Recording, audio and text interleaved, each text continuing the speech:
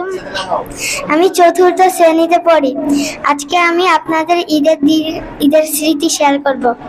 আমি ঈদের দিন ফজরে উঠে ফজরের নামাজ পড়েছি। তারপর আমরা সবাই গোসল করে আমার আম্মু সহ নামাজ পড়তে গিয়েছি। আসার পথে দেখে কি অনেক গরু কুরবানি হচ্ছে, এসে আমাদের গরুটাও কুরবানি দিলাম।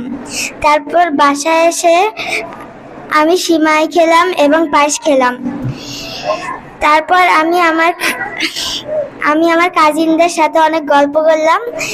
তারপর আমার বাবা দেখে এই কুরবানির গোশত পাঠিয়েছে।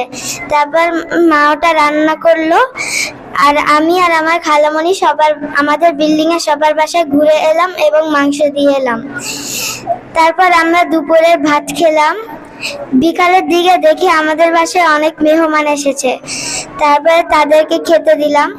আমার অনেক বন্ধু এসেছিল, তাদের সাথে অনেক মজা করলাম। এরকম করে আমার ঈদের দিনটা খুব আনন্দে চলে গেল। আসসালামু আলাইকুম।